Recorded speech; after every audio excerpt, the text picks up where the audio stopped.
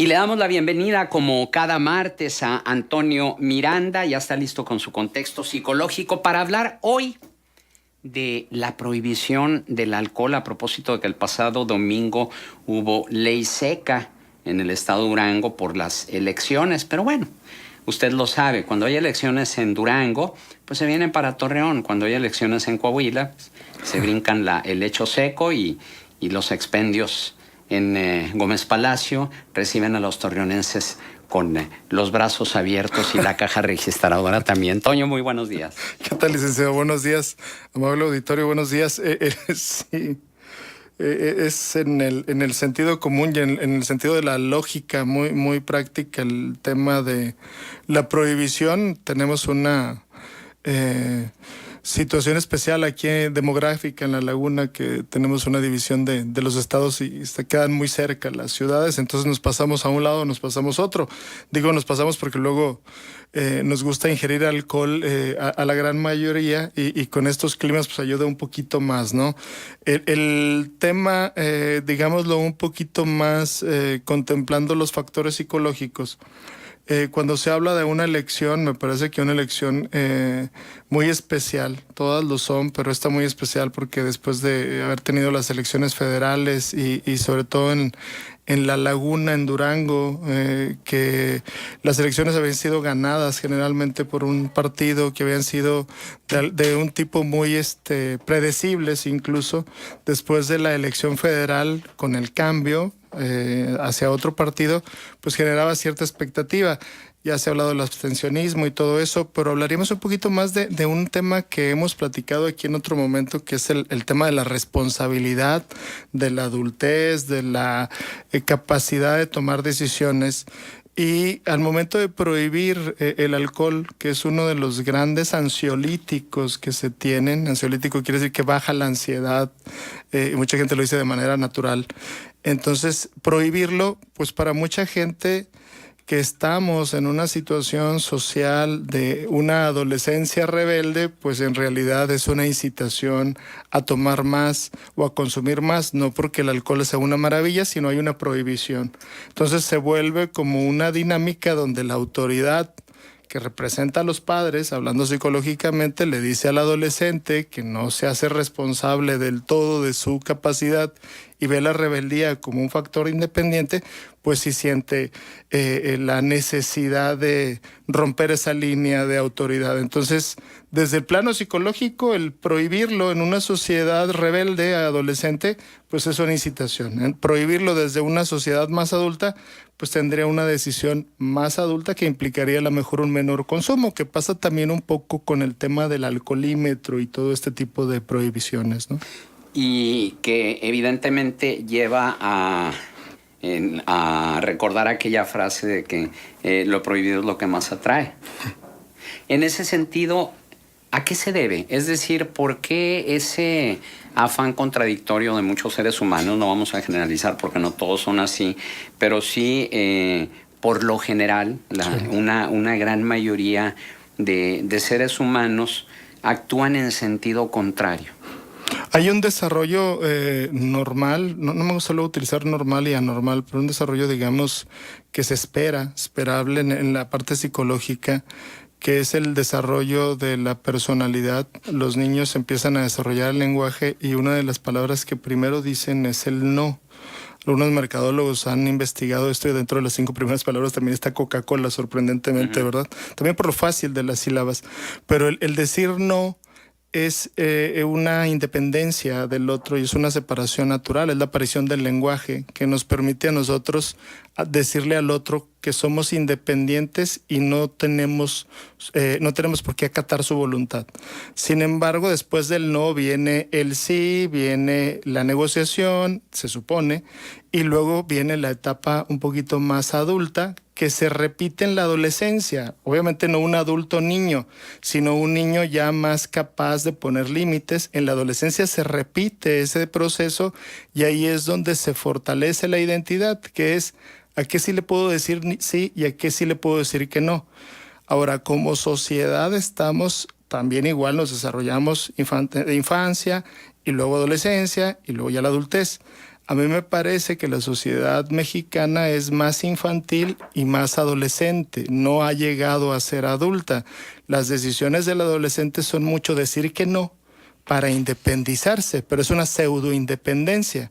Entonces yo te digo y te exijo, gobierno como padre, pero no me comprometo, pero sí te critico lo que tú haces. Entonces se vuelve una relación medio, una dinámica muy exigente y muy abusiva de parte del adolescente. Entonces el gobierno te dice que no tomes alcohol y tú como adolescente una de las grandes salidas a tu ansiedad es el alcohol, pues más lo vas a tomar. Se supone que esa es la dinámica psicológica. Obviamente habrá una dinámica más de sentido común. Nos prohíben aquí en Torreón, pues nos vamos a Gómez, ¿no? Se prohíben Gómez, pues nos vamos a Torreón. Precisamente esto es lo que aborda David Ponce, Radio Escucha, y tiene el siguiente comentario. ¿Será que nuestros gobiernos paternalistas, que nos ven como sus hijitos, se han encargado de propagar ese tipo de conductas como la prohibición del alcohol, cuando ya depende de cada quien si toma o no toma? Yo no creo que alguien que se tome una cerveza vaya a dejar de votar o vaya a armar un desmadre, así dice en la casilla el día de las votaciones. ¿Qué opina el psicólogo en cuanto al gobierno paternalista y el hecho de que la mayoría de los mexicanos somos recurrentes a un gobierno paternalista? Sí, es el gobierno paternalista, digo, para muestra un botón, el gobierno que tenemos ahorita, regresamos a hace muchos años a donde el gobierno lo sabe todo y el que no esté de acuerdo con él es un ignorante, es una parte de yo te voy a decir qué es lo que necesitas. Cuando tú vas, yo ya vine 2, 3 veces. Entonces, el alcohol, el tabaco, desafortunadamente las drogas, desafortunadamente también el alcohol, se toman como salidas a la depresión o a la tristeza. También lo hemos hablado en algún otro momento. Socialmente tenemos más depresión, socialmente tenemos más ansiedad, socialmente tenemos más estrés. Uno de los grandes catalizadores del estrés es el alcohol. Entonces el alcohol hay mucha facilidad para encontrarlo, para consumirlo. Entonces este gobierno paternalista nos dice, nos enseña y nosotros creemos que luego no hay que pensar y cuando pensamos hay que ser rebeldes, tenemos que pasar a la siguiente etapa, que sí estoy de acuerdo con algunas cosas del papá, del gobierno, pero también puedo proponer otras cosas, saber a qué decirle que sí, saber a qué decirle no y saber a qué decirle no sé. Cuando lleguemos a una sociedad así, vamos a tener un gobierno de otra categoría. ¿Quiere decir que los gobiernos que tenemos ahorita no son buenos? No, son un cambio, pero parece que estamos regresando a otra etapa del paternalismo, ya no en la de te involucro y tú sabes lo que tienes que hacer, que también es un error para los adolescentes. El papá tiene que decidir algunas cosas, hay cosas que no se negocian, pero también llegamos a la otra parte donde tú no haces nada bien, yo te voy a decir qué es lo que tienes que hacer, ¿no? Pero entonces aquí viene la pregunta clásica, ¿qué fue primero, el huevo o la gallina? ¿Qué fue primero, un gobierno paternalista que acostumbró al pueblo a ser así, o un pueblo que necesitaba de ese gobierno paternalista para poder funcionar, entre comillas? Yo creo que es una parte de las dos, ¿no? De hecho, mucha gente lo dice ahorita. Es que necesitamos un Porfirio Díaz, necesitamos a alguien duro. Es como volver a echarle la responsabilidad de decir, ahora no estamos que nos digan cómo. No, necesitamos desarrollarnos como ciudadanos. Me parece que así entramos al gobierno, alguien que nos decía, nosotros obedecíamos y luego se hizo esto de alguna manera cómodo, ¿no? Que lo vemos en el reflejo de la familia. O sea, yo estoy mal, tengo 46 años y digo que los responsables de todas mis desgracias emocionales son mis padres, cuando en realidad a lo mejor no me enseñaron algunas cosas. Pero ya de los 46 años, pues yo creo que a partir de los 20 o 15 yo me debí de haber hecho responsable de mis cosas. Oye, nada más déjame volver al tema de la ley seca. Se supone que la ley seca se implementó para que se evitara que la gente no fuera a votar, porque no te puedes presentar en estado alcohólico y todas esas cosas. Para eso es la ley seca, ¿no? Sí.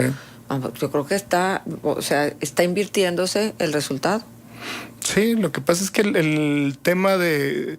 necesitamos hacer un diagnóstico de cómo hacemos las cosas, luego tomamos decisiones, digo, yo no soy el gobierno, pero me parece que se toman decisiones más populares o más arrebatadas, más de rebote, que a la larga generan lo contrario a lo que se estaba buscando. O sea, generas que la gente no tenga la capacidad de decisión. y le mandas un mensaje a la gente que no sabe decidir. Digo, ya en otro momento a lo mejor lo podemos analizar, si así ustedes gustan, el fenómeno que pasó precisamente en la ciudad de Gómez, por ejemplo, ¿no? Que es un gobierno donde tiene muchos años de una línea y ahora cambia. O sea, es importante que después de tantos y tantos años venga un cambio. ¿A qué obedece ese cambio, no? Igual mucha gente dirá, no es un cambio, pero en la boleta sí aparece un cambio como tal. Entonces sí se están moviendo ciertas cosas que me parece a mí que no son de fondo, pero son conductas adolescentes que luego se dan por estar en contra de la situación del gobierno, pero no con una propuesta. O sea, el adolescente le dice al papá, yo no estoy de acuerdo, ¿cómo mandas tú? Ok, ¿qué propones? No, yo nomás te estoy diciendo que no estoy de acuerdo. Creo que nos falta a nosotros esa parte de decir, no estoy de acuerdo, pero esto propongo. Y aparte de que esto propongo, a esto me comprometo. Ahí es donde la sociedad cambia y nuestros gobiernos van a cambiar. Yolanda se comunica y dice, muy interesante el tema que están abordando, y me gustaría que el psicólogo comentara acerca del síndrome de Peter Pan, porque tiene mucho que ver con esa sociedad paternalista. Él hablaba de que debemos independizarnos a los 18 años, y esto sucedía con generaciones anteriores, pero ahora nos encontramos con adultos de 30, 40 años que todavía viven con sus papás y reacios a casarse y a hacer su vida. El síndrome de Peter Pan, que aquí están las dos cuestiones que decíamos ahorita que son excelentes. Hay dos modelos de hombre ideal en este momento en la sociedad. El Peter Pan, que es el hombre que no crece, el buen papá, que es como el hijo de la esposa, que todo dice que sí, pero no contribuye, no ayuda y no se hace responsable de sus sentimientos. O el psicópata, que es el autoritario, el duro, pero es manipulador, es exitoso, es egoísta. Entonces estamos hablando de los dos modelos precisamente de la independencia. No se tiene esa independencia para proponer como hombres un modelo más igualitario y las mujeres para buscar, en el tema de pareja, buscar una relación más igualitaria con un hombre que parece su hijo o un hombre que parece su controlador. Entonces tendremos que ir también desde esas relaciones uno a uno, las relaciones con los hijos, de las relaciones entre familiares, ser igualitarios, ser incluyentes y sobre todo darle la palabra un poquito más también a los chavos, entendiendo que los chavos van a decidir ciertas cosas y ejercer el poder, porque también he escuchado yo mucho esta parte de es que hay que ser amigo del hijo. Ay, no, claro que no, hay que ser papá del hijo. Uh-huh. Y papá implica que a veces le vas a caer mal al hijo, nomás que traemos esta onda moderna de ahora hay que ser buena onda con los hijos. Uh-huh. No, es lo peor que le podemos hacer, tenemos que ser autoridad. Sí, y bueno, a propósito de esto mismo, precisamente, y de lo que decía Yolanda hace unos momentos, cómo hay adultos de 30 a 40 años que todavía viven con sus papás y son reacios a casarse, y cómo se da precisamente este hecho, una nota que dábamos a principios del presente año, que decía que en el 2018 fueron más los divorcios que los matrimonios. Sí. Es decir, los matrimonios van a la baja, los divorcios van a la alza. Sí. Y hacían una relación precisamente con eso mismo de la falta de madurez para poder adquirir las propias responsabilidades y ese síndrome de Peter Pan, del adolescente que no quiere nunca crecer, que está muy a gusto en el seno familiar, que está muy a gusto que mami le lave, le planche, le dé de comer. Y vive, pues no quiere cambiar ese esquema. Sí, de hecho ahora cambia un poco con la cuestión de la justificación. Muchos chicos Peter Pan, que no están tan chicos, hablan un poquito de que son independientes, que volvemos a esa rebeldía. Es que dicen que ya han ido a Francia, ya han ido a África, a un safari, ya conocen algún curso en el extranjero. Sí, nada más que ya vivieron 2 años o 1 año solos a costas de los papás. O sea, en realidad sí son hombres de mundo, pero son adolescentes de mundo. Entonces estamos hablando del Peter Pan. Y tiene que ver mucho con lo que platicábamos el martes pasado, el tema de la vulnerabilidad.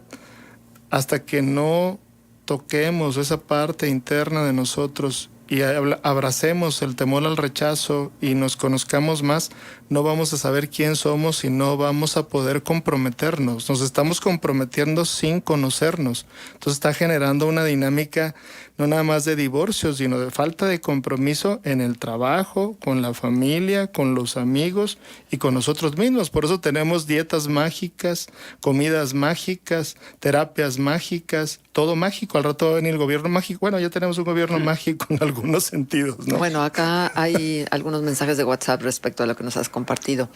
Dice, tan paternalista es el gobierno que en lugar de hacer campañas que desalienten el consumo de productos chatarras, los prohíben o quitan la sal de las mesas, en lugar de darnos la responsabilidad de nuestra propia salud.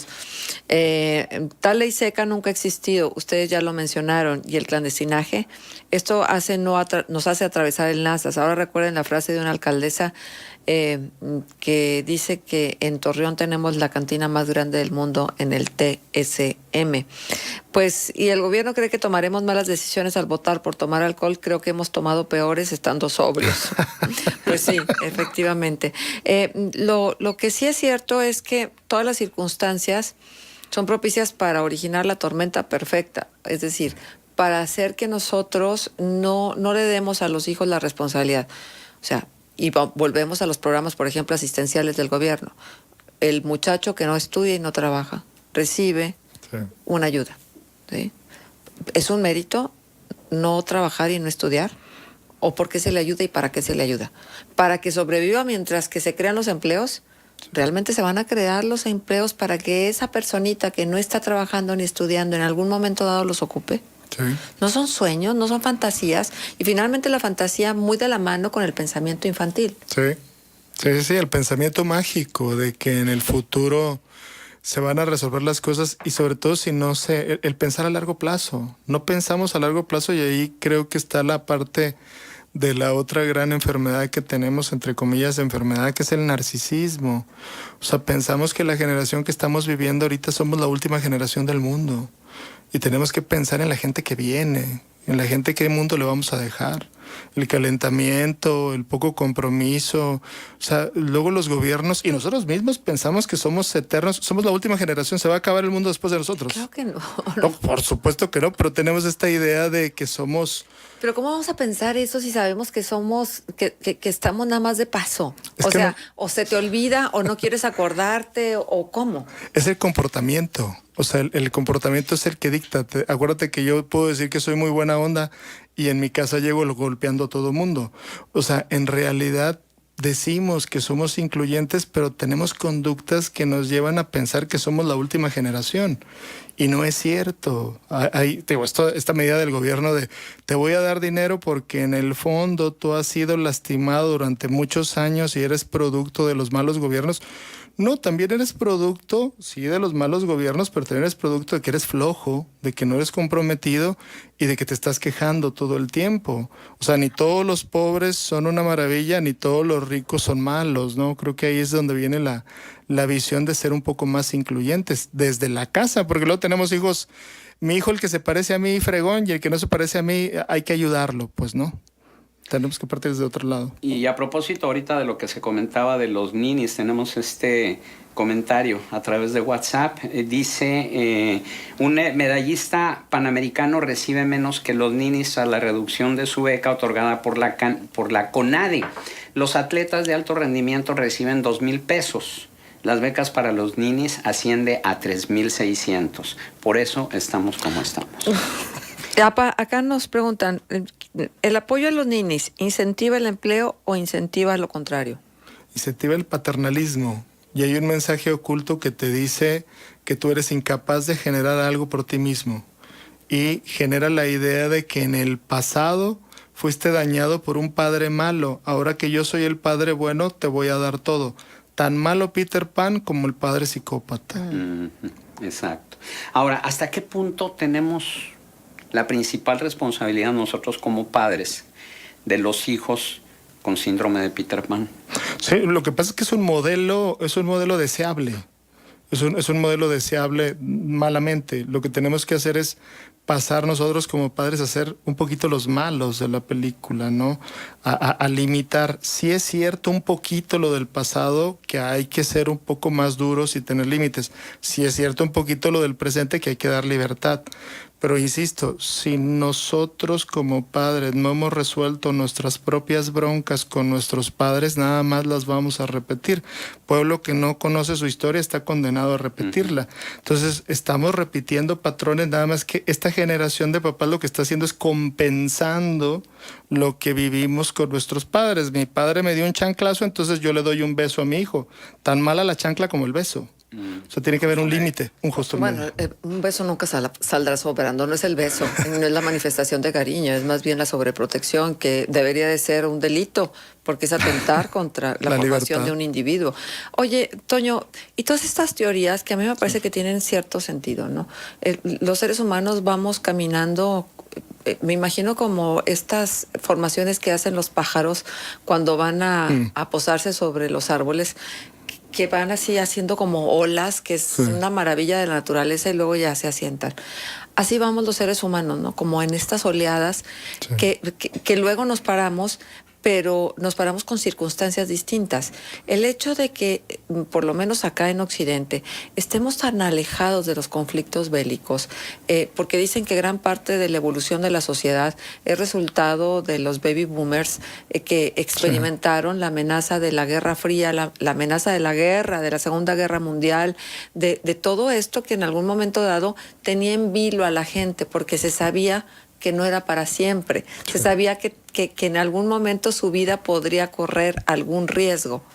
¿No te parecía a ti que esta tranquilidad, ya sea en la pobreza o en la riqueza o en la medianía, porque finalmente hay un común denominador, es lo que nos tiene así? Nosotros en México hemos salido un poco de este esquema porque no tuvimos una guerra declarada contra un enemigo de la patria, sino contra hermanos de sangre que deciden escindirse en aras de buscar su propia conveniencia económica. Estoy hablando de los cárteles y de los delincuentes, ¿no?